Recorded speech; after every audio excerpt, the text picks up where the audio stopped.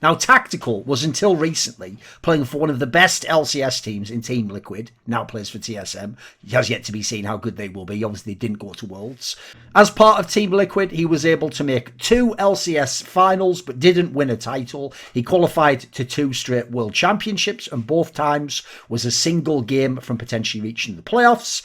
He was hailed as one of NA's best homegrown talents last year. People actually thought he might have a long future, in fact, even with Team Liquid, because he was replacing Doublelift, obviously the most legendary player from the region who's won the most championships, and the team did look better when they replaced Doublelift with Tactical. The problem is, Tactical not only didn't continue his form from last year and develop further and become a truly great player in the vein of Doublelift at his peak, he actually regressed in some ways, looked worse, and quite frankly looks fundamentally lost in terms of understanding some of the basic concepts of the role he plays: ADC, AD carry, attack damage carry. So let's just start with that origin story about how he came in, because obviously long ago he was on the academy team, fully enough, with Traits, who was a baller now over in Europe. He was on the academy team at TSM, they just didn't use him on the main team.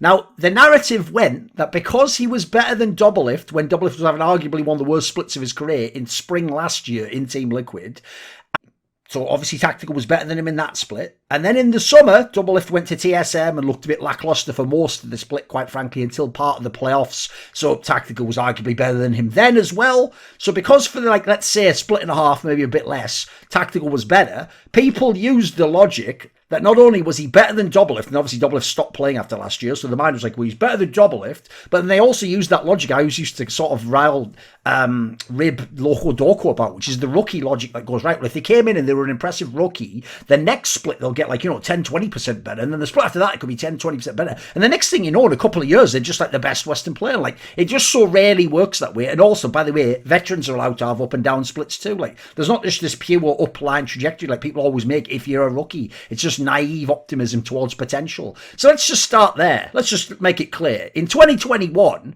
right, Doublelift wasn't playing, so we can't contrast him with the current playing Doublelift. But if you think of any of the splits in TSM and Team Liquid where Doublelift was one of the best players at ADC and in the entire LCS, Tactical isn't as good this year as Doublelift was in any of those years. In fact, he's not even anywhere close, and he's nowhere close to as pivotal a carry figure in his team. So minus that one bad split last year, Doublelift's always been better than Tactical, and probably always will be relative to what they're going to do in their careers, it looks like. Tactical is a much worse carry, he is a much worse AD carry, he's a much worse individual player, he's a far less experienced player, and in terms of wanting like a championship level player who has the killer instinct, the right mindset, and has his game polished, he doesn't have that. He isn't that kind of player.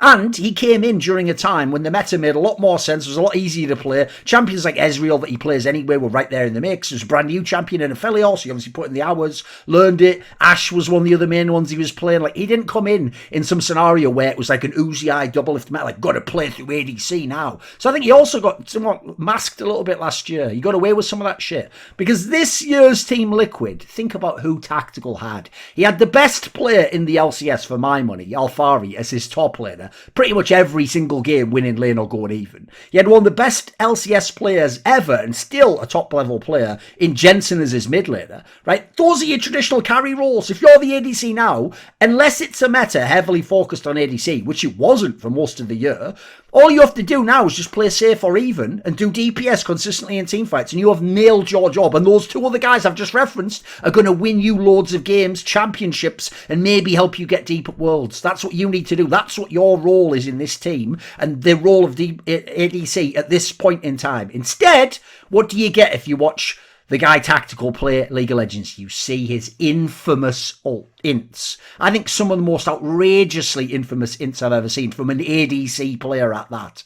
Like, people know the meme is that, like, he does these Ints that are like he's playing Malphite and doing the ult. That's how he goes in with some of these champions. So this guy, he loves to do moves where you just dive in, you have no escape, because you've usually used your escape / dash or whatever to dive in, you get instantly blown up or CC'd, and as a result you throw away your agency, you die, and there's no one else to do the DPS for your team, which is your fucking role. Like, think of the classic one he did when it was Team Liquid versus TSM and he jumped in, one of the most ridiculous ones ever. Then he had another one, these are all from Spring Split this year, he had the one against Dignitas. I won't collect every single one of him doing this, by the way, he's done loads, it's even in pro play, in fact primarily in pro play, the ones we're thinking of, And then he's just done these terrible ones where it's like, what's the thinking on this play? How's that a play an AD carry mix at the top level in the type of team you have and with the win conditions of the game at that point in time? Why would you go for that? Like, what's the upside there? It's so small, the upside. But the downside is enormous, and you can just throw whole games. Then, even when he was at Worlds, like, he had just miscellaneous brain-dead players. It's like you just die for no reason whatsoever. And by the way, on a champion where, for fuck's sake, you're on Ziggs. How are you dying like this for no reason out in the opening World Championship games, my dude? Like, I'd be so depressed if I was this guy's teammate and I looked down and I'd see him there. Like, as much as people want to talk shit on some of the old players like Hjarnan, etc., who were never great AD carry players, I mean, Kobe, tell you what, they knew their job. They knew exactly where their bread was buttered and how to play to the strengths and weaknesses of their particular skill set, and they knew what their role was in their teams. This guy doesn't. Like, this guy thinks he's fucking Jackie Love or something, and he is far from Jackie Love. So this is like the Loco Doco point he made years ago on Someone in Insight, which is that when you play ADC, obviously the role Loco Doco famously did play as a professional, and he later coached Wild Turtle, who infamously would Int as well, you have to be very responsible with the gold they invest in you, because your power spikes come later in the game typically. So what happens is, if they invest any gold in you, you've got to make sure that you don't just give it up and die instantly in a fight, where they were building you up to that point in the fight to then take over and carry or do damage.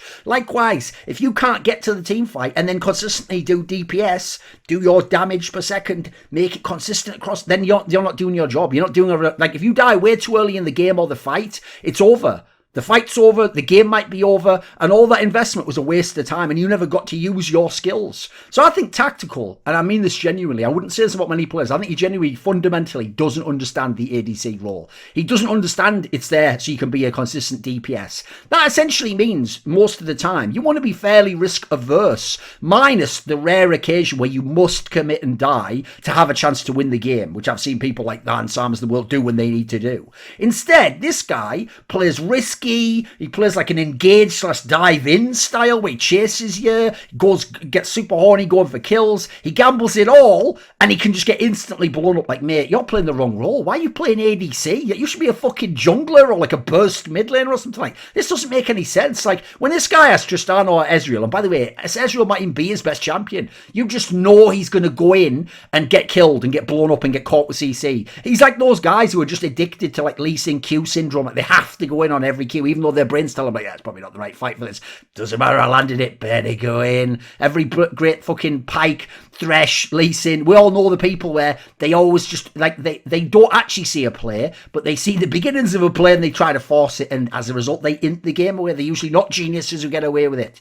So when you think of good players on champions like Tristana, Ezreal, if you're playing against them, they're a nightmare. You can't get to them. They always use their escape to get away from you, to get out of the fight, to make it so you have to keep chasing them everywhere. As a result, they're super elusive. You can't get to me. You feel like you can't touch them. You feel like the champion's kits are OP. Like, this is unfair. This is BS. What, he's an easy hand, he can just escape. This guy doesn't. He just feeds it to you on a silver platter. He goes, I'm going in on this. Oh, wow. Can't believe you caught me. Fuck.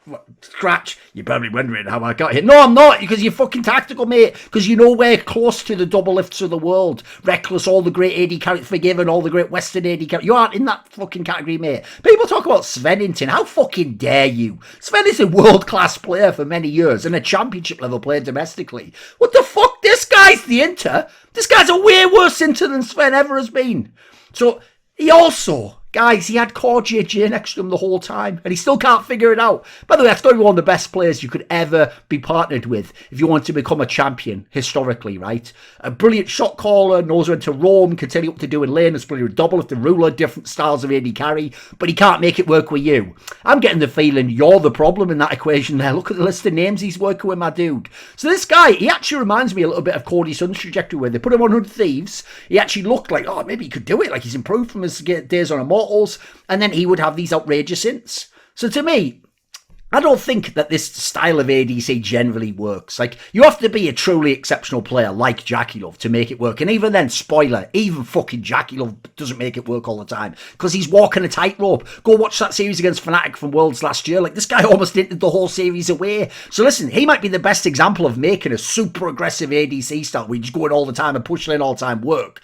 But then even Jackie barely makes it work. It's like what I say about Twitter. Like, when people are like, "But you do Twitter." Like, listen, I don't recommend anyone does Twitter the way I do, because I barely get away with it, and I'm me. You aren't me, so you're not going to get away with it. So Jackie himself barely gets away with it. You have people like iBoy are just sort of worse versions. And then you've had these Westerners like Codyson, like Tactical. Like, mate, this isn't how we're going to play the role. I understand you can play roles in a unique way, and if your team knows how to play it, like you saw Xiaohu this year in RNG, they can play around you in that sense, and we can make a totally different meta within the game. But they're not doing that for Tactical anyway. This guy's just making fundamentally bad plays, misunderstanding his role and not contributing. Like, for me, when you are his style of player and his style of team, it's all about the opposite of what Tactical's doing. It's about being frustrating and elusive. Like I said, when you think of playing against a Tristana or an Ezreal player, I think of when you're playing the type of style of ADC that they needed from Tactical in this team. I'll give you a couple of UFC fighters. I think of Lyoto Machida, where the whole style was take as little damage as possible as you can, and every opening where you can safely do damage to them, you do damage. And then you see, if you need to go for the knockout, you do. If you don't, you just win by being slightly better than them, grinding them out, and essentially doing more damage and taking less damage. How about Dominic Cruz? You use the timing of when you go in and go out with your feints to do massive amounts of damage, or to do consistent damage, but then get out and not do much yourself and still avoid them. That's what ADC is. It's walking the fucking line of when you can auto-attack them, when they can hit you, when you can be hit by CC, when you can't be and you have a timing window go in, when you can do damage to 2 or 3 people at once instead of gambling it all on this one guy, but then everyone's going to target you and use all this. How does this guy not get it? How does he fuck it up? Like, listen, he isn't a terrible player. He has skills. He even has sort of, like I say, not for this role, but he has a playmaking mentality even. It's like he's just sitting back and being bad in that sense. But he is throwing games away. It's actually killing me in a sense. I think Team Liquid could have won LCS if they had a different ADC, especially if they've had a double-lift, by the way. I think they could have made the playoff of Worlds. They were right there. I think he did hold them back. I think he had key fuck-ups that he made. And the notion, by the way, that you can just take people like double-lift and not only just replace them after one split with a rookie who looks good, might be a Tactical, a Johnson, a Danny. The idea that you can just go, oh, well, all those years that double-lift was an elite world-class player, this guy's done it for one split, so that's good enough. We can let double-lift go now. You can go now, double-lift. Your services are no longer required. His services are very much required. How many times in the LCS and LEC are you going to take these people, praise them to the heavens after one split, and not even give them a couple more splits to prove it? And then when they don't make it, who cares? You're on to the next flavour of the month. That guy, oh, who cares about him? Bring it. Cody's son, who the fuck's it? Bring in Tactical, Johnny and John. Like, give me a break. Like, these people, the way people treat the legends of the game, the experience and the understanding of how to play the game those truly great Hall of Fame players had.